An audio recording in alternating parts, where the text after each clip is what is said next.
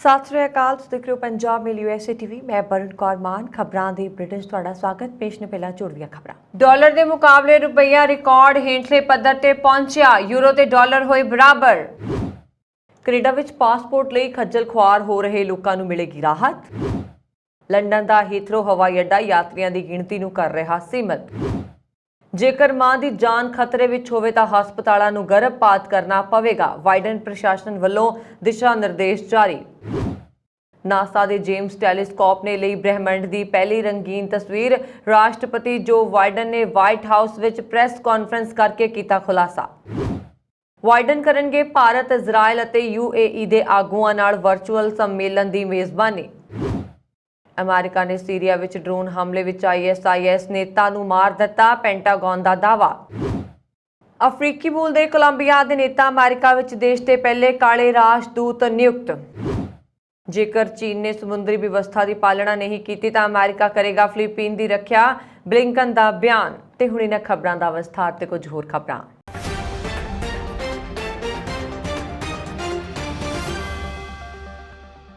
ਭਾਰਤੀ share ਬਾਜ਼ਾਰ ਵਿੱਚ ਗਿਰਾਵਟ ਅਤੇ ਅਮਰੀਕੀ ਮੁਦਰਾ ਦੀ ਮਜ਼ਬੂਤੀ ਦੇ ਚਲਦਿਆਂ ਰੁਪਏ ਦੀ ਕੀਮਤ ਡਾਲਰ ਦੇ ਮੁਕਾਬਲੇ ਹੁਣ ਤੱਕ ਦੇ ਰਿਕਾਰਡ ਹੇਠਲੇ ਪੱਧਰ ਤੇ ਪਹੁੰਚ ਗਈ ਹੈ। ਇੱਕ ਅਮਰੀਕੀ ਡਾਲਰ ਲਗਭਗ 80 ਰੁਪਏ ਦੇ ਕਰੀਬ ਪਹੁੰਚ ਗਿਆ। ਰੁਪਏ ਦੀ ਕੀਮਤ ਵਿੱਚ ਲਗਾਤਾਰ ਗਿਰਾਵਟ ਹੋ ਰਹੀ ਹੈ। ਇਸ ਵਿਚਾਲੇ 6 ਪ੍ਰਮੁੱਖ ਮੁਦਰਾਵਾਂ ਦੇ ਮੁਕਾਬਲੇ ਅਮਰੀਕੀ ਡਾਲਰ ਦੀ ਸਥਿਤੀ ਨੂੰ ਦਰਸਾਉਣ ਵਾਲਾ ਸੂਚਕ ਅੰਕ 0.27% ਵੱਧ ਕੇ 108.31 ਤੇ ਪਹੁੰਚ ਗਿਆ। ਡਾਲਰ ਦੀ ਦਰ ਅੰਤਰਰਾਸ਼ਟਰੀ ਪੱਧਰ ਤੇ ਮਜ਼ਬੂਤੀ ਵੱਲ ਵਧ ਰਹੀ ਹੈ। ਬਹੁਤ ਸਾਰੇ ਅਰਥ ਸ਼ਾਸਤਰੀਆਂ ਦਾ ਮੰਨਣਾ ਹੈ ਕਿ 2022 ਦੌਰਾਨ ਹੀ ਡਾਲਰ ਵਿੱਚ ਲਗਾਤਾਰ ਵਾਧਾ ਜਾਰੀ ਰਹੇਗਾ। ਭਾਰਤ ਵਿੱਚ ਰੁਪਏ ਦੇ ਮੁਕਾਬਲੇ ਡਾਲਰ ਦੀ ਕੀਮਤ ਲਗਾਤਾਰ ਵਧਣ ਦਾ ਕਾਰਨ ਮਹਿੰਗਾਈ ਅਤੇ ਕੱਚੇ ਤੇਲ ਦੀਆਂ ਵੱਧਦੀਆਂ ਕੀਮਤਾਂ ਸਮੇਤ ਕਈ ਹੋਰ ਕਾਰਨ ਵੀ ਨੇ। ਅਮਰੀਕਾ ਰਹਿੰਦੇ ਭਾਰਤੀਆਂ ਨੂੰ ਇਸ ਵਕਤ ਭਾਰਤ ਵਿੱਚ ਡਾਲਰ ਭੇਜਣ ਤੇ ਕਾਫੀ ਫਾਇਦਾ ਹੋ ਰਿਹਾ, ਪਰ ਇਸ ਦੇ ਨਾਲ ਇੱਕ ਮਾੜੀ ਖਬਰ ਇਹ ਵੀ ਹੈ ਕਿ ਜੇ ਕਿਸੇ ਭਾਰਤੀ ਅਮਰੀਕੀ ਨਾਗਰਿਕ ਨੇ ਭਾਰਤ ਤੋਂ ਪੈਸੇ ਮੰਗਵਾਉਣੇ ਹੋਣ ਤਾਂ ਉਸ ਦੇ ਪੱਲੇ ਕੁਝ ਨਹੀਂ ਬਚੇਗਾ। ਬਹੁਤ ਸਾਰੇ ਪ੍ਰਵਾਸੀ ਭਾਰਤੀ ਆਪਣੀਆਂ ਜਾਇਦਾਦਾਂ ਵੇਚ ਕੇ ਆਪਣੀ ਪੂੰਜੀ ਜਦੋਂ ਅਮਰੀਕਾ ਲੈ ਕੇ ਆਉਣਗੇ ਤਾਂ ਉਹਨਾਂ ਨੂੰ ਪਹਿਲਾਂ ਨਾਲੋਂ ਘੱਟ ਡਾਲਰ ਪ੍ਰਾਪਤ ਹੋਣਗੇ। ਇਸ ਦੇ ਨਾਲ ਪਿਛਲੇ ਲੰਬੇ ਸਮੇਂ ਬਾਅਦ ਪਹਿਲੀ ਵਾਰ ਅਮਰੀਕੀ ਡਾਲਰ ਯੂਰੋ ਦੇ ਬਰਾਬਰ ਹੋ ਗਿਆ। ਹੁਣ ਯੂਰੋਪੀਅਨ ਮੁਦਰਾ ਅਤੇ ਡਾਲਰ ਇੱਕੋ ਭਾਅ ਵਿੱਚ ਨੇ, ਜਿਸ ਕਰਕੇ ਇਹਨਾਂ ਦੋਵਾਂ ਮੁਦਰਾਵਾਂ ਵਿੱਚ ਸਮਾਨਤਾ ਦੇਖਣ ਨੂੰ ਮਿਲ ਰਹੀ ਹੈ। ਯੂਰੋਪ ਵਿੱਚ ਯੂਰੋ ਦੇ ਰੇਟ ਘਟਣ ਦੇ ਕਈ ਕਾਰਨ ਨੇ। ਉੱਥੇ ਯੂਕਰੇਨ ਉੱਤੇ ਹੋਏ ਰੂਸੀ ਹਮਲੇ ਦਾ ਕਾਫੀ ਪ੍ਰਭਾਵ ਪਿਆ। ਆਉਣ ਵਾਲੇ ਸਮੇਂ ਵਿੱਚ ਡਾਲਰ ਦੀ ਸਥਿਤੀ ਹੋਰ ਵੀ ਮਜ਼ਬੂਤ ਹੋਣ ਦੀ ਸੰਭਾਵਨਾ ਹੈ। ਕੈਨੇਡਾ ਵਿੱਚ ਇਹਨਾਂ ਦਿਨੀ ਪਾਸਪੋਰਟ ਦਫ਼ਤਰਾਂ ਦੇ ਬਾਹਰ ਲੰਬੀਆਂ ਲਾਈਨਾਂ ਲੱਗੀਆਂ ਹੋਈਆਂ ਨੇ ਤੇ ਪਾਸਪੋਰਟ ਰੀਨਿਊ ਕਰਵਾਉਣ ਜਾਂ ਨਵਾਂ ਬਣਵਾਉਣ ਲਈ ਲੋਕਾਂ ਨੂੰ ਖੱਜਲ ਖੁਆਰ ਹੋਣਾ ਪੈ ਰਿਹਾ, ਪਰ ਉਹਨਾਂ ਨੂੰ ਜਲਦ ਹੀ ਇਸ ਸਮੱਸਿਆ ਤੋਂ ਰਾਹਤ ਮਿਲ ਸਕਦੀ ਹੈ ਕਿਉਂਕਿ ਫੈਡਰਲ ਸਰਕਾਰ ਨੇ ਦਾਅਵਾ ਕੀਤਾ ਹੈ ਕਿ ਪਾਸਪੋਰਟ ਬੈਕਲੌਗ 4 ਤੋਂ 6 ਹਫ਼ਤਿਆਂ ਵਿੱਚ ਕਲੀਅਰ ਕਰ ਦਿੱਤਾ ਜਾਏਗਾ। Canada the families, children and social development minister Kareena gold ਨੇ ਦੱਸਿਆ ਕਿ ਕਰੋਨਾ ਦਾ ਖੌਫ ਲੋਕਾਂ ਦੇ ਮਨਾਂ ਵਿੱਚੋਂ ਨਿਕਲ ਚੁੱਕਾ ਹੈ ਤੇ ਪਾਬੰਦੀਆਂ ਵਿੱਚ ਢਿੱਲ ਮਿਲਦਿਆਂ ਹੀ ਵੱਡੀ ਗਿਣਤੀ 'ਚ ਲੋਕ ਵਿਦੇਸ਼ ਯਾਤਰਾ ਦਾ ਰੁਖ ਕਰ ਰਹੇ ਨੇ। ਇਸ ਕਾਰਨ ਭੀੜ ਵਧਣ ਕਾਰਨ ਹਵਾਈ ਅੱਡਿਆਂ ਦੇ ਨਾਲ ਪਾਸਪੋਰਟ ਸੇਵਾਵਾਂ ਵਿੱਚ ਵੀ ਦਿੱਕਤ ਪੇਸ਼ ਆ ਰਹੀ ਹੈ। ਪਾਸਪੋਰਟ ਦਫ਼ਤਰਾਂ ਦੇ ਬਾਹਰ ਲੰਬੀਆਂ ਲਾਈਨਾਂ ਲੱਗ ਰਹੀਆਂ ਨੇ। ਉਹਨਾਂ ਨੇ ਕਿਹਾ ਕਿ ਕਰੋਨਾ ਮਹਾਮਾਰੀ ਤੋਂ ਪਹਿਲਾਂ 80% ਲੋਕ ਪਾਸਪੋਰਟ ਦਫ਼ਤਰ ਜਾ ਕੇ ਅਪਲਾਈ ਕਰ ਸਕਦੇ ਨੇ, ਜਦਕਿ 20% ਲੋਕ ਮੇਲ ਰਾਹੀਂ ਅਪਲਾਈ ਕਰ ਸਕਦੇ ਸੀ, ਪਰ ਇਸ ਵਿੱਚ ਵੱਡਾ ਬਦਲਾਅ ਹੋਇਆ ਹੈ। ਯਾਤਰਾ ਦੀ ਵਧੀ ਮੰਗ ਅਤੇ ਸਟਾਫ ਦੀ ਘਾਟ ਕਾਰਨ ਪੈਦਾ ਹੋਈ ਯਾਤਰਾ ਹਫੜਾ ਦਫੜੀ ਨੂੰ ਰੋਕਣ ਲਈ ਯਤਨ ਵਜੋਂ ਲੰਡਨ ਦਾ ਹੀਥਰੋ ਹਵਾਈ ਅੱਡਾ ਗਰਮੀਆਂ ਲਈ ਰੋਜ਼ਾਨਾ ਯਾਤਰੀਆਂ ਦੀ ਗਿਣਤੀ ਨੂੰ ਸੀਮਤ ਕਰ ਰਿਹਾ ਅਤੇ 에ਅਰਲਾਈਨਸ ਨੂੰ ਟਿਕਟਾਂ ਦੀ ਵਿਕਰੀ ਬੰਦ ਕਰਨ ਲਈ ਕਹਿ ਰਿਹਾ ਹੈ। ਬਰਤਾਨੀਆ ਦੇ ਸਭ ਤੋਂ ਵਿਅਸਤ ਹਵਾਈ ਅੱਡੇ ਦੇ ਮੰਗਲਵਾਰ ਨੂੰ ਕਿਹਾ ਕਿ ਉਹ 11 ਸਤੰਬਰ ਤੱਕ ਹਰ ਰੋਜ਼ 1 ਲੱਖ ਯਾਤਰੀਆਂ ਦੀ ਸੀਮਾ ਤੈਅ ਕਰ ਰਿਹਾ। 에ਅਰਲਾਈਨਸ ਨੇ ਆਪਣੇ ਗਰਮੀਆਂ ਦੇ ਸਮਾਂ ਸਾਰਣੀ ਤੋਂ ਹਜ਼ਾਰਾਂ ਉਡਾਣਾਂ ਨੂੰ ਘਟਾ ਦੇਣ ਤੋਂ ਬਾਅਦ ਵੀ ਪਾਬੰਦੀ ਦੇ ਨਤੀਜੇ ਵਜੋਂ ਹੋਰ ਉਡਾਣਾਂ ਰੱਦ ਹੋਣ ਦੀ ਸੰਭਾਵਨਾ ਹੈ। ਜ਼ਿਕਰਯੋਗ ਹੈ ਕਿ ਕੋਵਿਡ-19 ਯਾਤਰਾ ਪਾਬੰਦੀਆਂ ਹਟਣ ਤੋਂ ਬਾਅਦ ਯਾਤਰਾ ਲਈ ਵਧੀ ਮੰਗ ਨੇ ਯੂਰੋਪੀਅਨ 에ਅਰਲਾਈਨਸ ਅਤੇ ਹਵਾਈ ਅੱਡਿਆਂ ਤੇ ਹਫੜਾ ਦਫੜੀ ਵਾਲਾ ਮਾਹੌਲ ਪੈਦਾ ਹੋਇਆ।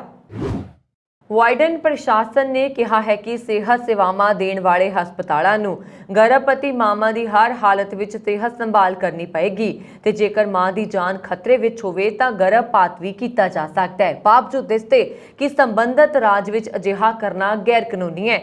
ਸਿਹਤ ਤੇ ਮਾਨਵੀ ਸੇਵਾਵਾਂ ਬਾਰੇ ਵਿਭਾਗ ਵੱਲੋਂ ਜਾਰੀ ਦਿਸ਼ਾ ਨਿਰਦੇਸ਼ਾਂ ਵਿੱਚ ਹਸਪਤਾਲਾਂ ਦੇ ਡਾਕਟਰਾਂ ਨੂੰ ਹੰਗਾਮੀ ਹਾਲਤ ਵਿੱਚ ਉਹਨਾਂ ਨੂੰ ਜ਼ਿੰਮੇਵਾਰੀ ਦਾ ਅਹਿਸਾਸ ਕਰਵਾਇਆ ਗਿਆ।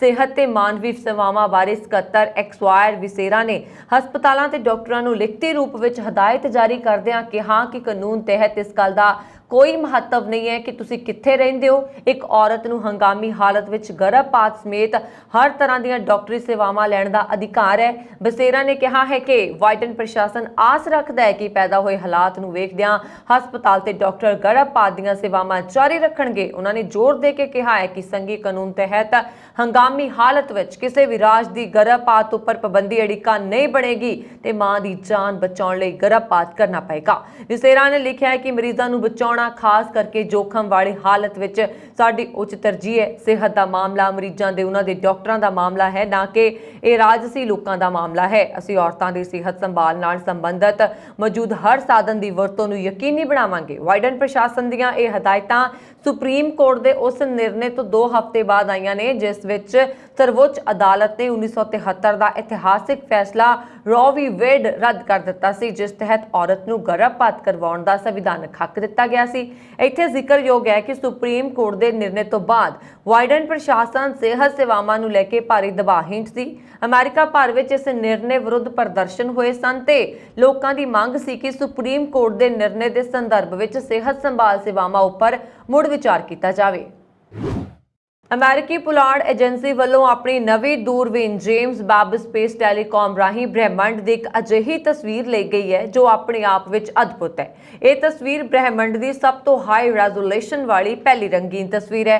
ਅਮਰੀਕਾ ਦੇ ਰਾਸ਼ਟਰਪਤੀ ਜੋ ਬਾਈਡਨ ਨੇ ਵਾਈਟ ਹਾਊਸ ਵਿੱਚ ਪ੍ਰੈਸ ਕਾਨਫਰੰਸ ਦੌਰਾਨ ਇਸ ਪਹਿਲੀ ਰੰਗੀਨ ਤਸਵੀਰ ਬਾਰੇ ਖੁਲਾਸਾ ਕੀਤਾ ਹੈ। ਇਸ ਤਸਵੀਰ ਨੂੰ ਜਾਰੀ ਕਰਦਿਆਂ ਉਹਨਾਂ ਨੇ ਇਸ ਨੂੰ ਇਤਿਹਾਸਕ ਦੱਸਿਆ। ਬ੍ਰਹਿਮੰਡ ਦੀਆਂ ਲਈਆਂ ਗਈਆਂ ਤਸਵੀਰਾਂ 'ਚੋਂ ਇਹ ਸਭ ਤੋਂ ਡੂੰਘੀ ਇਨਫਰਾਰੈਡ ਤਸਵੀਰ ਹੈ। ਵਿਗਿਆਨਕਾਂ ਦੀ ਮੰਨੀਏ ਤਾਂ ਇਹ ਨਵਾਂ ਸ਼ਕਤੀਸ਼ਾਲੀ ਉਪਕਰਨ ਬ੍ਰਹਿਮੰਡ ਦੀ ਉਤਪਤੀ ਬਾਰੇ ਕਈ ਰਾਜ਼ ਖੋਲ੍ਹ ਸਕਦਾ ਹੈ। ਨਾਸਾ ਦੇ ਪ੍ਰਕਾਸ਼ ਬੈਲ ਨੇਲਸਨ ਦਾ ਕਹਿਣਾ ਹੈ ਕਿ ਇਹ ਦੂਰਬੀਨ ਪਹਿਲਾਂ ਦੀ ਕਿਸੇ ਵੀ ਦੂਰਬੀਨ ਦੀ ਤੁਲਨਾ 'ਚ ਬ੍ਰਹਿਮੰਡ 'ਚ ਸਭ ਤੋਂ ਦੂਰੀ ਨਾਲ ਦੇਖਣ ਦਾ ਸਮਰੱਥ ਹੈ।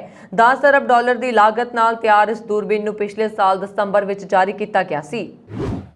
ਅਮਰੀਕਾ ਦੇ ਰਾਸ਼ਟਰਪਤੀ ਜੋ ਬਾਈਡਨ ਇਸ ਹਫ਼ਤੇ ਆਪਣੀ ਇਜ਼ਰਾਈਲ ਦੀ ਯਾਤਰਾ ਦੌਰਾਨ ਭਾਰਤ ਦੇ ਪ੍ਰਧਾਨ ਮੰਤਰੀ ਨਰਿੰਦਰ ਮੋਦੀ, ਇਜ਼ਰਾਈਲ ਦੇ ਪ੍ਰਧਾਨ ਮੰਤਰੀ ਜ਼ਾਇਰ ਲਾਪਦ ਅਤੇ ਸੰਯੁਕਤ ਰਾਜ ਅਰਬ ਅਮੀਰਾਤ ਦੇ ਰਾਸ਼ਟਰਪਤੀ ਮੁਹੰਮਦ ਬਿਨ ਜ਼ਾਇਦ ਅਲ ਨਹਯਾਨ ਨਾਲ ਪਹਿਲੇ ਚੌਪੱਖੀ ਵਰਚੁਅਲ ਸੰਮੇਲਨ ਦੀ ਮੇਜ਼ਬਾਨੀ ਕਰਨਗੇ। ਇਸ ਮੌਕੇ ਖੁਰਾਕ ਸੁਰੱਖਿਆ ਤੇ ਗੱਲਬਾਤ ਕੀਤੀ ਜਾਏਗੀ। 4 ਦੇਸ਼ਾਂ ਦੇ ਇਸ ਗਰੁੱਪ I2U2 ਵਿੱਚ ਭਾਰਤ ਅਤੇ ਇਜ਼ਰਾਈਲ ਲਈ US ਅਤੇ UAE ਲਈ ਵਰਤਿਆ ਗਿਆ ਹੈ। ਅਮਰੀਕਾ ਦੇ ਕੌਮੀ ਸੁਰੱਖਿਆ ਸਲਾਹਕਾਰ ਜੈਕ ਸੁਲਿਵਨ ਨੇ ਦੱਸਿਆ ਹੈ ਕਿ ਰਾਸ਼ਟਰਪਤੀ ਬਾਈਡਨ ਇਸ ਹਫ਼ਤੇ ਆਪਣੀ ਮੱਧ ਪੂਰਬ ਦੀ ਯਾਤਰਾ ਦੌਰਾਨ ਇਹਨਾਂ ਤਿੰਨਾਂ ਦੇਸ਼ਾਂ ਦੇ ਆਗੂਆਂ ਨਾਲ ਵਰਚੁਅਲ ਸੰਮੇਲਨ ਵਿੱਚ ਹਿੱਸਾ ਲੈਣਗੇ। ਉਹਨਾਂ ਨੇ ਦੱਸਿਆ ਕਿ ਇਸ ਦੌਰਾਨ ਹੋਣ ਵਾਲੀ ਗੱਲਬਾਤ ਖੁਰਾਕ ਸੁਰੱਖਿਆ ਤੇ ਕੇਂਦਰਿਤ ਹੋਏਗੀ। ਰਾਸ਼ਟਰਪਤੀ ਬਾਈਡਨ 13 ਤੋਂ 16 ਜੁਲਾਈ ਤੱਕ ਪੱਛਮੀ ਏਸ਼ੀਆ ਦੇ ਦੌਰੇ ਤੇ ਹੋਣਗੇ। I2U2 ਦਾ ਪਹਿਲਾ ਵਰਚੁਅਲ ਸੰਮੇਲਨ ਵੀਰਵਾਰ ਨੂੰ ਹੋਏਗਾ, ਜਿਸ ਵਿੱਚ ਯੂਕਰੇਨ ਤੇ ਰੂਸ ਵੱਲੋਂ ਕੀਤੇ ਗਏ ਹਮਲੇ ਕਾਰਨ ਪੈਦਾ ਹੋਏ ਵਿਸ਼ਵ ਵਿਆਪੀ ਖੁਰਾਕ ਅਤੇ ਊਰਜਾ ਸੰਕਟ ਦਾ ਮੁੱਦਾ ਮੁੱਖ ਰੂਪ ਵਿੱਚ ਵਿਚਾਰਿਆ ਜਾਵੇਗਾ। ਅਮਰੀਕੀ ਰੱਖਿਆ ਵਿਭਾਗ ਦੇ ਮੁੱਖ ਦਫ਼ਤਰ ਪੈਂਟਾਗਨ ਨੇ ਮੰਗਲਵਾਰ ਨੂੰ ਕਿਹਾ ਕਿ ਉਹਨਾਂ ਨੇ ਸੀਰੀਆ 'ਚ ਇਸਲਾਮਿਕ ਸਟੇਟ ਦੇ ਨੇਤਾ ਨੂੰ ਡਰੋਨ ਹਮਲੇ ਵਿੱਚ ਮਾਰ ਦਿੱਤਾ। US ਸੈਂਟਰਲ ਕਮਾਨ ਅਤੇ ਇੱਕ ਸਮਾਚਾਰ ਰਿਲੀਜ਼ ਵਿੱਚ ਕਿਹਾ ਗਿਆ ਕਿ ਮਾਹਿਰ ਅਲ ਅਗਲ ਮੰਗਲਵਾਰ ਨੂੰ ਮਾਰਿਆ ਗਿਆ ਅਤੇ ਇਸਲਾਮਿਕ ਸਟੇਟ ਵਿੱਚ ਇੱਕ ਅਣਜਾਣ ਸੀਨੀਅਰ ਅਧਿਕਾਰੀ ਗੰਭੀਰ ਰੂਪ ਨਾਲ ਜ਼ਖਮੀ ਹੋ ਗਿਆ। ਪੈਂਟਾਗਨ ਨੇ ਕਿਹਾ ਕਿ ਇਸ ਕਾਰਵਾਈ ਵਿੱਚ ਕੋਈ ਆਮ ਨਾਗਰਿਕ ਜ਼ਖਮੀ ਨਹੀਂ ਹੋਇਆ। ਹਾਲਾਂਕਿ ਇਸ ਜਾਣਕਾਰੀ ਦੀ ਤੁਰੰਤ ਪੁਸ਼ਟੀ ਨਹੀਂ ਕੀਤੀ ਜਾ ਸਕੀ ਹੈ।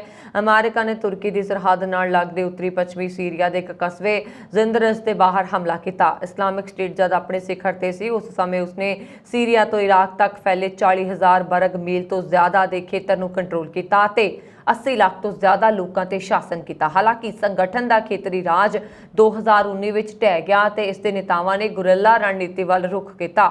ਵਾਸ਼ਿੰਗਟਨ ਸਥਿਤ ਇੱਕ think tank Carnegie Endowment for International Peace ਮੁਤਾਬਕ ਬਾਅਦ ਵਿੱਚ ISIS ਦੇ ਨੇਤਾਵਾਂ ਨੇ ਇਸ ਨੂੰ ਕੁਸ਼ਲਤਾ ਨਾਲ ਸੰਗਠਨਾਤਮਕ ਰੂਪ ਨਾਲ ਪੁਨਰਗਠਿਤ ਕੀਤਾ। ਅਲ ਅਗਲ ਤੇ ਹਮਲਾ ਸੰਗਠਨ ਦੇ ਮੁਖੀ ਅਬੂ ਇਬਰਾਹਿਮ ਅਲ ਹਾਸ਼ਮੀ ਅਲ ਕੁਰੈਸ਼ੀ ਦੀ ਮੌਤ ਦੇ ਮਹੀਨਿਆਂ ਬਾਅਦ ਹੋਇਆ, ਜਿਸ ਨੇ ਆਪਣੇ ਟਿਕਾਣਿਆਂ ਤੇ ਅਮਰੀਕੀ ਵਿਸ਼ੇਸ਼ ਬਲਾਂ ਦੇ ਹਮਲੇ ਦੌਰਾਨ ਖੁਦਕੁਸ਼ੀ ਕਰ ਲਈ ਸੀ। ਅਮਰੀਕਾ ਨੇ ਕਿਹਾ ਕਿ ਅਲ ਕੁਰੈਸ਼ੀ ਨੇ ਆਪਣੇ ਪਰਿਵਾਰ ਦੇ ਮੈਂਬਰਾਂ ਨਾਲ ਖੁਦ ਨੂੰ ਉਡਾ ਲਿਆ ਸੀ। ਅਫਰੀਕੀ ਮੂਲ ਦੇ ਕੋਲੰਬੀਆ ਦੇ ਨੇਤਾ ਲੂਇਸ ਗਿਲਬਰਟੋ ਮੁਰੀਲੋ ਨੂੰ ਅਮਰੀਕਾ ਵਿੱਚ ਕੋਲੰਬੀਆ ਦਾ ਰਾਜਦੂਤ ਨਿਯੁਕਤ ਕਰਨ ਦਾ ਫੈਸਲਾ ਕੀਤਾ ਗਿਆ ਹੈ। ਉਹ ਅਮਰੀਕਾ ਵਿੱਚ ਕੋਲੰਬੀਆ ਦੇ ਪਹਿਲੇ ਕਾਲੇ ਰਾਜਦੂਤ ਹੋਣਗੇ। ਰਾਸ਼ਟਰਪਤੀ ਚੁਣੇ ਗਏ ਗੁਸਤਾਵੋ ਪੈਟਰੋ ਨੇ ਮੰਗਲਵਾਰ ਨੂੰ ਟਵੀਟ ਕਰਕੇ ਇਹ ਜਾਣਕਾਰੀ ਦਿੱਤੀ।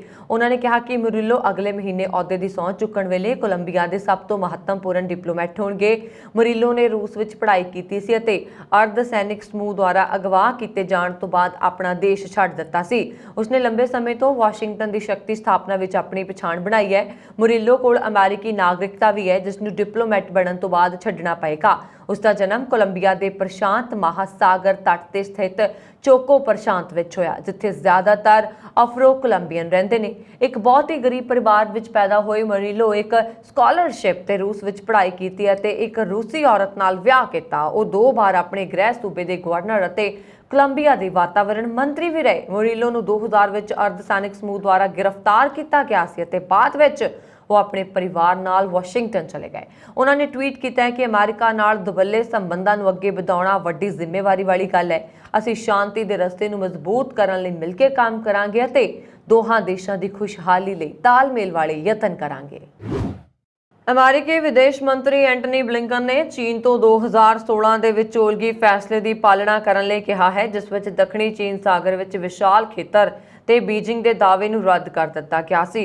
ਉਹਨਾਂ ਨੇ ਚੇਤਾਵਨੀ ਦਿੱਤੀ ਹੈ ਕਿ ਜੇਕਰ ਫਿਲੀਪੀਨ ਦੀ ਫੌਜ ਜਹਾਜ਼ ਜਾਂ ਜਹਾਜ਼ ਵਿਵਾਦਤ ਜਲ ਖੇਤਰ 'ਚ ਹਮਲੇ ਦੀ ਲਪੇਟ ਚਾਹੁੰਦੇ ਨੇ ਤਾਂ ਵਾਸ਼ਿੰਗਟਨ ਆਪਣੀ ਇਸ ਸੰਧੀ ਸਹਿਯੋਗੀ ਦੀ ਰੱਖਿਆ ਕਰਨ ਲਈ ਪਾਬੰਦ ਹੈ।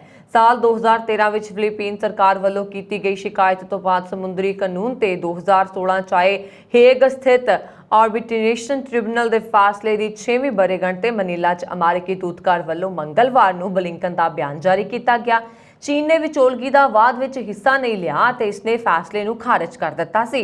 ਉਸਨੇ ਇਸ ਦੀ ਉਲੰਘਣਾ ਜਾਰੀ ਰੱਖੀ ਹੈ ਅਤੇ ਉਹ ਹਾਲ ਦੇ ਸਾਲਾਂ 'ਚ ਫਿਲੀਪੀਨ ਅਤੇ ਹੋਰ ਦੱਖਣੀ ਪੂਰਬੀ ਏਸ਼ੀਆਈ ਦਾਅਵੇਦਾਰ ਦੇਸ਼ਾਂ ਦੇ ਨਾਲ ਖੇਤਰੀ ਵਿਵਾਦ ਨੂੰ ਵਧਾ ਰਿਹਾ ਹੈ। ਬਲਿੰਕਨ ਨੇ ਕਿਹਾ ਕਿ ਅਸੀਂ ਇਹ ਵੀ ਪੁਸ਼ਟੀ ਕਰਦੇ ਹਾਂ ਕਿ ਦੱਖਣੀ ਚੀਨ ਸਾਗਰ ਵਿੱਚ ਫਿਲੀਪੀਨ ਦੇ ਹਥਿਆਰਬੰਦ ਬਲਾਂ, ਜਹਾਜ਼ਾਂ ਜਾਂ ਜਹਾਜ਼ਾਂ ਤੇ ਕਿਸੇ ਹਥਿਆਰਬੰਦ ਹਮਲੇ ਦੀ ਸਥਿਤੀ ਵਿੱਚ ਅਮਰੀਕਾ ਆਪਣਾ ਆਪਸੀ ਰੱਖਿਆ ਵਚਨਬੱਧਤਾ ਨੂੰ ਲਾਗੂ ਕਰੇਗਾ। ਇਸ ਤੇ ਬੀਜਿੰਗ ਵੱਲੋਂ ਤੁਰੰਤ ਕੋਈ ਪ੍ਰਤੀਕਿਰਿਆ ਨਹੀਂ ਆਈ, ਪਰ ਚੀਨੀ ਵਿਦੇਸ਼ ਮੰਤਰੀ ਵਾਂਗ ਯੀ ਨੇ ਮਲੇਸ਼ੀਆ ਦੀ ਪ੍ਰਸ਼ਾਸਨਿਕ ਰਾਜਧਾਨੀ ਵਿੱਚ ਇੱਕ ਪ੍ਰੈਸ ਕਾਨਫਰੰਸ ਵਿੱਚ ਕਿਹਾ ਕਿ ਚੀਨ ਦੱਖਣੀ ਪੂਰਬੀ ਏਸ਼ੀਆਈ ਰਾਸ਼ਟਰ ਸੰਘ ਨਾਲ ਗੱਲਬਾਤ ਤੇਜ਼ ਕਰ ਰਿਹਾ, ਜਿਸ ਵਿੱਚ ਫਿਲੀਪੀਨ ਅਤੇ 3 ਹੋਰ ਦਾਅਵੇਦਾਰ ਦੇਸ਼ ਸ਼ਾਮਲ ਨੇ।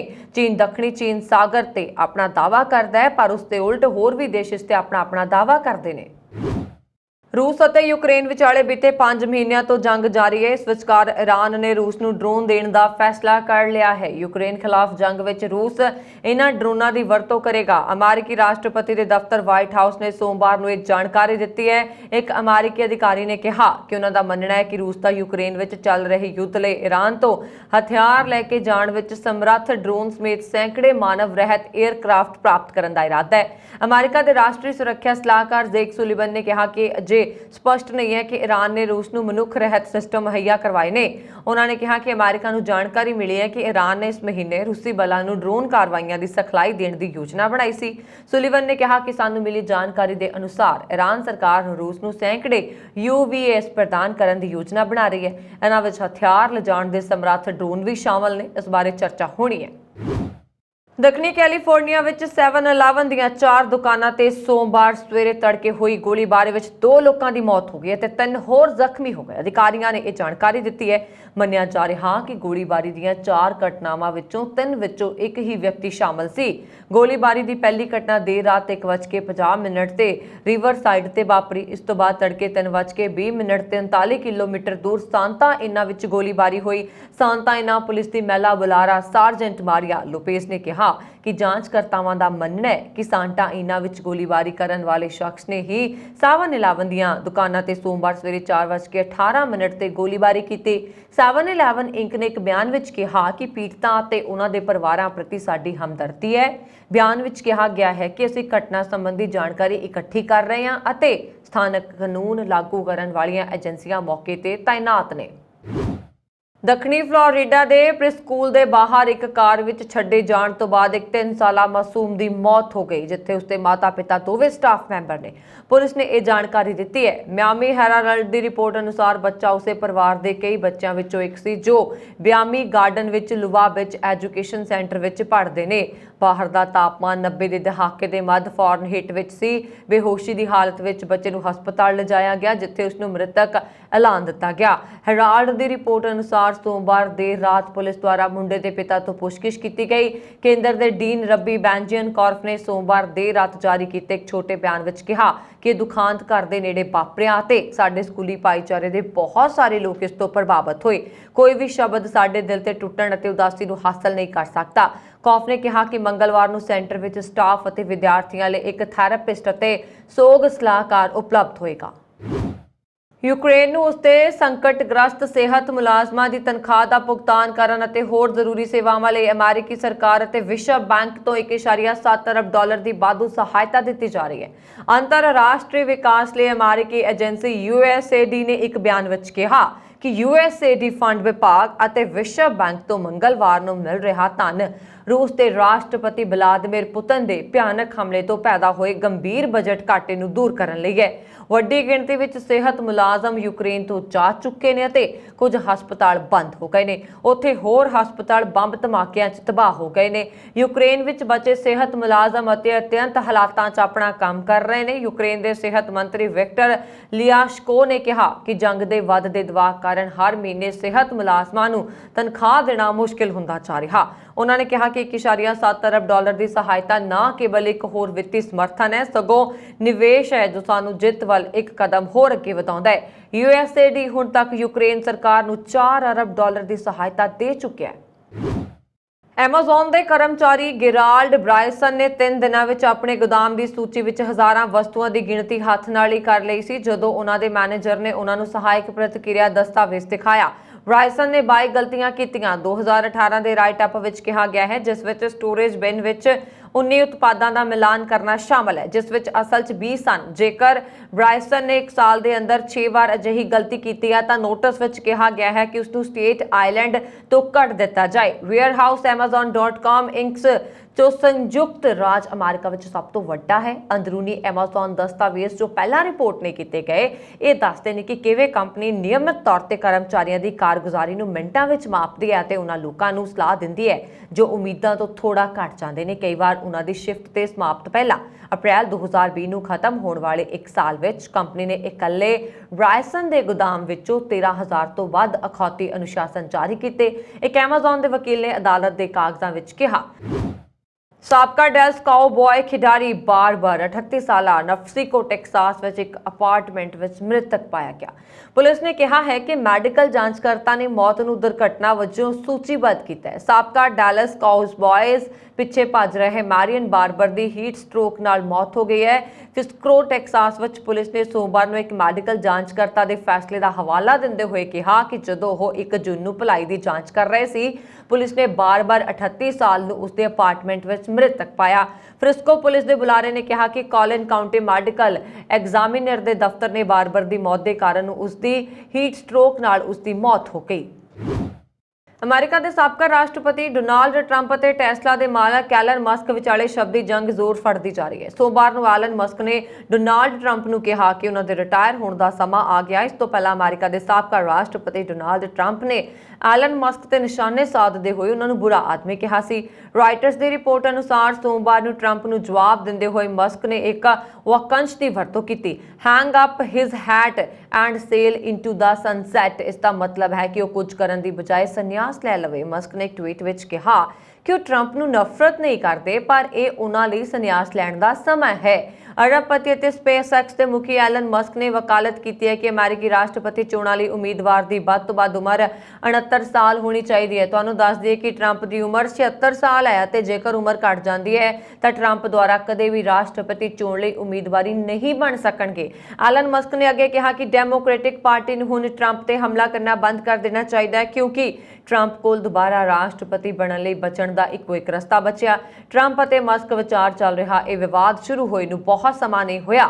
ਕੁਝ ਦਿਨ ਪਹਿਲਾਂ ਡੋਨਾਲਡ ਟਰੰਪ ਨੇ ਦਾਅਵਾ ਕੀਤਾ ਸੀ ਕਿ ਐਲਨ ਮਸਕ ਨੇ ਚੋਣਾਂ 'ਚ ਉਹਨਾਂ ਦੇ ਪੱਖ 'ਚ ਵੋਟ ਪਾਈ ਸੀ, ਪਰ ਐਲਨ ਮਸਕ ਨੇ ਬਾਅਦ ਵਿੱਚ ਇਸ ਗੱਲ ਤੋਂ ਇਨਕਾਰ ਕੀਤਾ ਅਤੇ ਕਿਹਾ ਕਿ ਇਹ ਸੱਚ ਨਹੀਂ ਹੈ। ਇਸ ਤੋਂ ਬਾਅਦ ਟਰੰਪ ਨੇ ਸ਼ਨੀਵਾਰ ਨੂੰ ਅਲਾਸਕਾ ਦੇ ਐਂਕਰੇਜ ਵਿੱਚ ਸੇਵਾ ਅਮਰੀਕਾ ਰੈਲੀ ਵਿੱਚ ਮਸਕ ਤੇ ਨਿਸ਼ਾਨਾ ਸਾਧਿਆ। ਸਪਾਈਸ ਜੈਟ ਦੇ ਜਹਾਜ਼ਾਂ ਵਿੱਚ ਖਰਾਬੀ ਦਾ ਇੱਕ ਹੋਰ ਮਾਮਲਾ ਸਾਹਮਣੇ ਆ ਗਿਆ। Directorate general of civil aviation ਦੇ ਅਧਿਕਾਰੀਆਂ ਨੇ ਦੱਸਿਆ ਕਿ ਸਪਾਈਸ ਜੈਟ ਦੀ ਦੁਬਈ ਮਦੁਰਾਈ ਉਡਾਣ ਸੋਮਵਾਰ ਨੂੰ ਜਹਾਜ਼ ਦੇ ਕੰਮ ਨਾ ਕਰਨ ਦੇ ਕਾਰਨ ਦੇਰੀ ਹੋਈ ਹੈ। 11 ਜੁਲਾਈ ਨੂੰ ਸਪਾਈਸ ਜੈਟ ਨੇ ਇੱਕ 7 ਜਹਾਜ਼ ਮੰਗਲੌਰ ਦੁਬਈ ਉਡਾਣ ਚਲਾਈ। DGCA ਦੇ ਇੱਕ ਅਧਿਕਾਰੀ ਨੇ ਦੱਸਿਆ ਕਿ ਸੋਮਵਾਰ ਨੂੰ ਇੱਕ ਬੋਇੰਗ ਜਹਾਜ਼ ਵਿੱਚ registration number VT-SZK Mangaluru Dubai ਉਡਾਣ ਚਲਾਈ ਜਾ ਰਹੀ ਸੀ। ਉਹਨਾਂ ਨੇ ਕਿਹਾ ਕਿ ਜਹਾਜ਼ ਤੇ ਉਤਰਨ ਤੋਂ ਬਾਅਦ ਇੰਜੀਨੀਅਰ ਨੇ ਜਾਂਚ ਕੀਤੀ ਤਾਂ ਪਤਾ ਲੱਗਾ ਕਿ ਅਗਲੇ ਪਹੀਏ ਵਿੱਚ ਆਮ ਨਾਲੋਂ ਜ਼ਿਆਦਾ ਦੱਬੇ ਹੋਏ ਨੇ। ਅਧਿਕਾਰੀਆਂ ਨੇ ਦੱਸਿਆ ਕਿ ਇੰਜੀਨੀਅਰ ਨੇ ਫਿਰ ਜਹਾਜ਼ ਨੂੰ ਨਾ ਉਡਣ ਦਾ ਫੈਸਲਾ ਕੀਤਾ। ਉਹਨਾਂ ਨੇ ਦੱਸਿਆ ਕਿ 에ਅਰਲਾਈਨ ਨੇ ਬੰਬਈ ਤੋਂ ਦੁਬਈ ਲਈ ਇੱਕ ਹੋਰ ਜਹਾਜ਼ ਭੇਜਿਆ ਹੈ ਤਾਂ ਜੋ ਦੁਬਈ ਮਦੁਰਾਈ ਉਡਾਣ ਨੂੰ ਉੱਥੋਂ ਚਲਾਇਆ ਜਾ ਸਕੇ। ਦੂਜੇ ਪਾਸੇ ਸਪਾਈਸ ਜੈਟ ਨੇ ਕਿਹਾ 11 ਜੁਲਾਈ ਨੂੰ ਸਪਾਈਸ ਜੈਟ ਦੀ ਦੁਬਈ ਮਦੁਰਾਈ ਫਲਾਈਟ ਆਖਰੀ ਸਮੇਂ 'ਚ ਤਕਨੀਕੀ ਖਰਾਬੀ ਕਾਰਨ ਲੇਟ ਹੋ ਗਈ ਸੀ। ਯਾਤਰੀਆਂ ਨੂੰ ਭਾਰਤ ਲਿਆਉਣ ਲਈ ਤੁਰੰਤ ਇੱਕ ਬਦਲਵੀਂ ਫਲਾਈਟ ਰਵਾਨਾ ਕੀਤੀ ਗਈ। ਮਾਮੂਲੀ ਤਕਨੀਕੀ ਸਮੱਸਿਆ ਹੱਲ ਹੋਣ ਦੇ ਬਾਅਦ ਪਹਿਲਾ ਜਹਾਜ਼ ਵਾਪਸ ਭਾਰਤ ਲਈ ਰਵਾਨਾ ਹੋਇਆ। ਕੰਪਨੀ ਨੇ ਕਿਹਾ ਫਲਾਈਟ ਵਿੱਚ ਦੇਰੀ ਕਿਸੇ ਵੀ 에ਅਰਲਾਈਨ ਨਾਲ ਹੋ ਸਕਦੀ ਹੈ। ਇਸ ਫਲਾਈਟ ਨਾਲ ਕੋਈ ਸੁਰੱਖਿਆ ਡਰ ਜਾਂ ਖਤਰਾ ਪੈਦਾ ਨਹੀਂ ਹੋਇਆ। ਤੁਹਾਨੂੰ ਦੱਸ ਦਈਏ ਕਿ ਸਪਾਈਸ ਜੈਟ ਦੀਆਂ ਉਡਾਣਾਂ ਹਾਲ ਹੀ ਵਿੱਚ ਤਕਨੀਕੀ ਸਮੱਸਿਆਵਾਂ ਦਾ ਸਾਹਮਣਾ ਕਰ ਰਹੀਆਂ ਨੇ। ਪਿਛਲੇ 24 ਦਿਨਾਂ ਵਿੱਚ ਸਪਾਈਸ ਜੈਟ ਦੀਆਂ ਉਡਾਣਾਂ ਵਿੱਚ ਤਕਨੀਕੀ ਖਰਾਬੀ ਦੀ ਇਹ 9ਵੀਂ ਘਟਨਾ ਹੈ। ਅਮਰੀਕਾ ਦੇ ਵਿੱਤ ਮੰਤਰੀ ਜੈਨੇਟ ਯੈਲੋ ਅਤੇ ਜਾਪਾਨ ਦੇ ਵਿੱਤ ਮੰਤਰੀ ਨੇ ਯੂਕਰੇਨ ਵਿੱਚ ਜੰਗ ਦੀਆਂ ਚੁਣੌਤੀਆਂ ਨਾਲ ਨਜਿੱਠਣ ਅਤੇ ਵਪਾਰ, ਊਰਜਾ ਅਤੇ ਖੁਰਾਕ ਸੁਰੱਖਿਆ ਨੂੰ ਉਤਸ਼ਾਹਿਤ ਕਰਨ ਵਿੱਚ ਸਹਿਯੋਗ ਕਰਨ ਲਈ ਸਹਿਮਤੀ ਪ੍ਰਗਟਾਈ ਹੈ। ਇਸ ਹਫ਼ਤੇ ਇੰਡੋਨੇਸ਼ੀਆ ਦੇ ਬਾਲੀ ਟਾਪ ਤੇ ਹੋਣ ਵਾਲੀ G20 ਦੇ ਵਿੱਤ ਮੰਤਰੀਆਂ ਦੀ ਮੀਟਿੰਗ ਤੋਂ ਪਹਿਲਾਂ ਗੱਲਬਾਤ ਲਈ ਯੈਲੋ ਨੇ ਟੋਕੀਓ ਦਾ ਦੌਰਾ ਕੀਤਾ। ਇਸ ਮੌਕੇ ਵਿੱਤ ਮੰਤਰੀ ਸ਼ੁਨੀਚੀ ਸੁਜ਼ੂਕੀ ਨੇ ਸਾਡੀਆਂ ਸਰਕਾਰਾਂ ਤੇ ਕਈ ਨਜ਼ਰੀਏ ਤੇ ਤਰਜੀਹਾਂ ਸਾਂਝੀਆਂ ਹਨ ਜੋ ਕੌਮੀ ਹਿੱਤਾਂ ਦੇ ਨਾਲ ਆਲਮੀ ਸਥਿਰਤਾ ਅਤੇ ਖੁਸ਼ਹਾਲੀ ਨੂੰ ਪ੍ਰਭਾਵਿਤ ਕਰਦੀਆਂ ਨੇ। ਜਦੋਂ ਅਸੀਂ ਇਕੱਠੇ ਕੰਮ ਕਰਦੇ ਹਾਂ ਤਾਂ ਅਸੀਂ ਇੱਕ ਦੂਜੇ ਤੋਂ ਵੱਧ ਪ੍ਰਭਾਵਸ਼ਾਲੀ ਹੁੰਦੇ ਹਾਂ, ਇਹ ਉਹਨਾਂ ਦਾ ਕਹਿਣਾ ਹੈ। ਸੁਜ਼ੂਕੀ ਨੇ ਯੈਲੋ ਨੂੰ ਕਿਹਾ ਇਸ ਸਮੇਂ ਜਦੋਂ ਅੰਤਰਰਾਸ਼ਟਰੀ ਭਾਈਚਾਰੇ ਨੂੰ ਕਈ ਚੁਣੌਤੀਆਂ ਦਾ ਸਾਹਮਣਾ ਕਰਨਾ ਪੈ ਰਿਹਾ ਤਾਂ ਅਮਰੀਕਾ ਤੇ ਜਾਪਾਨ ਲਈ ਮਿਲ ਕੇ ਕੰਮ ਕਰਨਾ ਪਹਿਲਾਂ ਨਾਲੋਂ ਵੀ ਕਿਤੇ ਮਹੱਤਵਪੂਰਨ ਹੈ। ਗੱਲਬਾਤ ਤੋਂ ਬਾਅਦ ਜਾਰੀ ਕੀਤੇ ਗਏ ਸਾਂਝੇ ਬਿਆਨ ਵਿੱਚ ਉਹਨਾਂ ਯੂਕਰੇਨ ਨੂੰ ਆਰਥਿਕ ਚੁਣੌਤੀਆਂ ਨਾਲ ਨਜਿੱਠਣ ਲਈ ਮਦਦ ਕਰਨ ਦਾ ਵਾਅਦਾ ਕੀਤਾ। ਟਵਿੱਟਰ ਨੇ ਮੰਗਲਵਾਰ ਨੂੰ ਐਲਨ ਮਸਕ ਖਿਲਾਫ ਮੁਕੱਦਮਾ ਦਾਇਰ ਕੀਤਾ। ਪਿਛਲੇ ਕੁਝ ਦਿਨਾਂ ਤੋਂ ਮਾਈਕਰੋ ਬਲੌਗਿੰਗ ਸਾਈਟ ਟਵਿੱਟਰ $44 ਅਰਬ ਦੇ ਐਕਵਾਇਰਡ ਸੌਦੇ ਨੂੰ ਰੱਦ ਕਰਨ ਤੋਂ ਬਾਅਦ ਮਸਕ ਦੇ ਖਿਲਾਫ ਕਾਨੂੰਨੀ ਕਾਰਵਾਈ ਦੀ ਤਿਆਰੀ ਕਰ ਰਹੀ ਹੈ। ਸਮਾਚਾਰ ਏਜੰਸੀ ANI ਅਨੁਸਾਰ ਟਵਿੱਟਰ ਦੇ ਬੋਰਡ ਦੇ ਚੇਅਰਮੈਨ ਬ੍ਰੈਡ ਟੇਲਰ ਨੇ ਮੰਗਲਵਾਰ ਨੂੰ ਟਵੀਟ ਕੀਤਾ ਕਿ ਬੋਰਡ ਨੇ ਡੈਲਾਵੇਅਰ ਕੋਰਟ ਆਫ ਚੈਂਸਰੀ ਨੂੰ ਐਲਨ ਮਸਕ ਨੂੰ ਉਸਦੇ ਇਕਰਾਰਨਾਮੇ ਦੀਆਂ ਜ਼ਿੰਮੇਵਾਰੀਆਂ ਲਈ ਜਵਾਬਦੇਹ ਠਹਿਰਾਉਣ ਲਈ ਕਿਹਾ ਹੈ। ਨਿਊਯਾਰਕ ਸਥਿਤ ਲਾ ਫਰਮ ਵਸਟੇ ਲਿਪਟਨ ਰੋਜ਼ੇਨ ਅਤੇ ਕੈਂਟਸ ਨੇ ਦੋਸ਼ ਲਗਾਇਆ ਹੈ ਕਿ ਮਸਕ ਨੇ ਸੌਦੇ ਤੋਂ ਬਚਣ ਦੀ ਕੋਸ਼ਿਸ਼ ਕੀਤੀ ਹੈ ਜੋ ਕਿ ਇਕਰਾਰਨਾਮੇ ਦੀ ਉਲੰਘਣਾ ਸੀ। ਟਵਿੱਟਰ ਨੇ ਮਸਕ ਤੇ ਦੋਸ਼ ਲਗਾਇਆ ਕਿ ਉਹ ਟਵਿੱਟਰ ਅਤੇ ਇਸ ਦੇ ਸ਼ੇਅਰ ਧਾਰਕਾਂ ਪ੍ਰਤੀ ਆਪਣੀਆਂ ਜ਼ਿੰਮੇਵਾਰੀਆਂ ਦਾ ਸਨਮਾਨ ਕਰਨ ਤੋਂ ਇਨਕਾਰ ਕਰ ਰਿਹਾ ਕਿਉਂਕਿ ਜਿਸ ਸੌਦੇ ਤੇ ਉਸਨੇ ਦਸਤਖਤ ਕੀਤੇ ਨੇ ਉਹ ਹੁਣ ਉਸਦੇ ਨਿੱਜੀ ਹਿੱਤਾਂ ਦੀ ਪੂਰਤੀ ਨਹੀਂ ਕਰਦਾ। ਦਾਇਰ ਕੀਤੇ ਗਏ ਮੁਕੱਦਮੇ ਨੇ ਉਸ ਖਿਲਾਫ ਸਖਤ ਟਿੱਪਣੀਆਂ ਕਰਦੇ ਹੋਏ ਕਿਹਾ ਮਸਕ ਸਪਸ਼ਟ ਤੌਰ ਤੇ ਵਿਸ਼ਵਾਸ ਕਰਦਾ ਹੈ ਕਿ ਉਹ ਹਰ ਦੂਜੀ ਧਿਰ ਦੇ ਉਲਟ ਡੈਲਾਵੇਅਰ ਇਕਰਾਰਨਾਮੇ ਦੇ ਕਾਨੂੰਨ ਦੇ ਅਧੀਨ ਆਪਣਾ ਮਨ ਬਦਲਣ, ਕੰਪਨੀ ਨੂੰ ਨੁਕਸਾਨ ਪਹੁੰਚਾਉਣ ਲਈ ਇਸ ਦੇ ਕੰਮਕਾਜ ਵਿੱਚ ਦਖਲ ਦੇਣ ਲਈ, ਕਦਰਾਂ ਕੀਮਤਾਂ ਨੂੰ ਨਸ਼ਟ ਕਰਨ ਤੋਂ ਬਾਅਦ ਫਿਰ ਤੁਰਨ ਲਈ ਆਜ਼ਾਦ ਹੁੰਦੇ ਨੇ। ਤੁਹਾਨੂੰ ਦੱਸ ਦਈਏ ਕਿ ਮੰਗਲਵਾਰ ਨੂੰ ਟਵਿੱਟਰ ਇੰਕ ਦੇ ਸਟਾਕ 'ਚ ਭਾਰੀ ਗਿਰਾਵਟ ਦੇਖਣ ਨੂੰ ਮਿਲੀ ਸੀ। ਦਿੱਲੀ ਹਾਈ ਕੋਰਟ ਨੇ ਇੱਕ ਸਿੱਖ ਔਰਤ ਨੂੰ ਕੜਾ ਪਾ ਕੇ ਪ੍ਰੀਖਿਆ ਵਿੱਚ ਬੈਠਣ ਤੋਂ ਰੋਕੇ ਜਾਣ ਨੂੰ ਨਾ ਸਰਾਹਨਾਯੋਗ ਕਰਾਰ ਦਿੱਤਾ। ਉਕਤ ਔਰਤ ਉਮੀਦਵਾਰ ਸਮੇਂ ਤੋਂ ਪਹਿਲਾਂ ਹੀ ਪ੍ਰੀਖਿਆ ਕੇਂਦਰ ਤੇ ਪਹੁੰਚ ਗਈ ਪਰ ਜਦੋਂ ਤੱਕ ਉਸਨੇ ਆਪਣਾ ਕੜਾ ਨਹੀਂ ਉਤਾਰਿਆ ਉਸ ਨੂੰ ਮੁਕਾਬਲਾ ਪ੍ਰੀਖਿਆ 'ਚ ਬੈਠਣ ਦੀ ਆਗਿਆ ਨਹੀਂ ਦਿੱਤੀ ਗਈ। ਪਟੀਸ਼ਨਕਰਤਾ ਜਿਸ ਨੂੰ ਉਸਨੇ PGT ਇਕਨੋਮਿਕਸ ਪ੍ਰੀਖਿਆ ਵਿੱਚ ਸ਼ਾਮਲ ਹੋਣ ਦੀ ਆਗਿਆ ਦੇਣ ਤੋਂ ਇਨਕਾਰ ਕਰਨ ਨੂੰ ਚੁਣੌਤੀ ਦਿੱਤੀ ਸੀ ਨੇ ਦਲੀਲ ਦਿੱਤੀ ਹੈ ਕਿ ਅਧਿਕਾਰੀਆਂ ਦੀ ਕਾਰਵਾਈ ਨੂੰ ਉਹਨਾਂ ਦੇ ਬਚਾਅ ਦੇ ਆਧਾਰ ਤੇ ਬਰਕਰਾਰ ਨਹੀਂ ਰੱਖਿਆ ਜਾ ਸਕਦਾ ਕਿ ਪਹਿਲਾਂ ਇੱਕ ਨੋਟੀਫਿਕੇਸ਼ਨ ਜਾਰੀ ਕੀਤਾ ਗਿਆ ਸੀ ਕਿ ਕੜਾ ਜਾਂ ਕਿਰਪਾਨ ਪਹਿਨਣ ਦੇ ਚਾਹਵਾਨ ਉਮੀਦਵਾਰ ਰਿਪੋਰਟਿੰਗ ਸਮੇਂ ਤੋਂ ਘੱਟੋ-ਘੱਟ 1 ਘੰਟਾ ਪਹਿਲਾਂ ਪ੍ਰੀਖਿਆ ਕੇਂਦਰ ਵਿੱਚ ਪਹੁੰਚਣ ਕਿਉਂਕਿ ਅਜਿਹੀ ਸੂਚਨਾ ਇਮਤਿਹਾਨ ਤੋਂ 2 ਦਿਨ ਬਾਅਦ ਜਾਰੀ ਕੀਤੀ ਗਈ ਸੀ। ਜਸਟਿਸ ਰੇਖਾ ਪੱਲੀ ਨੇ ਕਿਹਾ ਕਿ ਇਹ ਬਹੁਤ ਹੀ ਮੰਦਭਾਗਾ ਹੈ ਕਿ ਦਿੱਲੀ ਸੁਬਆਰਡੀਨੇਟ ਸਰਵਿਸਿਜ਼ ਸਿਲੈਕਸ਼ਨ ਬੋਰਡ ਵਰਗੀ ਸੰਸਥਾ ਜੋ ਕਿ ਵੱਡੀ ਗਿਣਤੀ ਵਿੱਚ ਸਿੱਖ ਉਮੀਦਵਾਰਾਂ ਨਾਲ ਨਿਯਮਿਤ ਤੌਰ ਤੇ ਪ੍ਰੀਖਿਆਵਾਂ ਕਰਵਾਉਂਦੀ ਹੈ ਨੇ ਉਮੀਦਵਾਰਾਂ ਨੂੰ ਸੂਚਿਤ ਕਰਨ ਲਈ ਸਮੇਂ ਸਿਰ ਕਾਰਵਾਈ ਨਹੀਂ ਕੀਤੀ। ਅਦਾਲਤ ਨੇ ਕਿਹਾ ਕਿ ਉਹਨਾਂ ਨੂੰ ਉਮੀਦ ਹੈ ਕਿ ਹੋਰ ਸਾਰੀਆਂ ਭਾਰਤੀ ਏਜੰਸੀਆਂ ਵੀ ਪ੍ਰੀਖਿਆਵਾਂ ਕਰਵਾਉਣ ਤੋਂ ਪਹਿਲਾਂ ਇਸ ਸੰਬੰਧ ਵਿੱਚ ਢੁਕਵੇਂ ਕਦਮ ਚੁੱਕਣਗੀਆਂ। ਦਿੱਲੀ ਤੋਂ ਆ ਰਹੀ 에ਅਰ ਇੰਡੀਆ ਦੀ ਇੱਕ ਉਡਾਣ ਵਿੱਚ ਸਵਾਰ 27 ਸਾਲਾ ਪੁਰਸ਼ ਨੂੰ ਚਾਲਕ ਦਲ ਦੇ ਮੈਂਬਰਾਂ ਤੇ ਹਮਲਾ ਕਰਨ ਦੇ ਦੋਸ਼ ਵਿੱਚ ਹੀਥਰੋ ਹਵਾਈ ਅੱਡੇ ਤੋਂ ਜਹਾਜ਼ ਵਿੱਚੋਂ ਉਤਰਦੇ ਹੀ ਗ੍ਰਿਫਤਾਰ ਕਰ ਲਿਆ ਗਿਆ। ਲੰਡਨ ਦੀ ਮੈਟਰੋਪੋਲੀਟਨ ਪੁਲਿਸ ਨੇ ਮੰਗਲਵਾਰ ਨੂੰ ਇਹ ਜਾਣਕਾਰੀ ਦਿੱਤੀ। ਵਿਅਕਤੀ ਨੂੰ ਪਿਛਲੇ ਹਫ਼ਤੇ ਪੱਛਮੀ ਲੰਡਨ ਦੇ ਇੱਕ ਪੁਲਿਸ ਥਾਣੇ ਵਿੱਚ ਲਿਜਾਇਆ ਗਿਆ ਅਤੇ ਬਾਅਦ ਵਿੱਚ ਰਿਹਾ ਕਰ ਦਿੱਤਾ ਗਿਆ। ਰਿਪੋਰਟ ਮੁਤਾਬਕ ਉਸਨੇ ਦਿੱਲੀ ਤੋਂ 7 ਜੁਲਾਈ ਨੂੰ ਲੰਡਨ ਆ ਰਹੀ ਉਡਾਣ ਵਿੱਚ ਸ਼ਰਾਬ ਦੇ ਨਸ਼ੇ ਵਿੱਚ ਚਾਲਕ ਦਲ ਦੇ ਮੈਂਬਰਾਂ ਨਾਲ ਹਿੰਸਕ ਵਿਵਹਾਰ ਕੀਤਾ।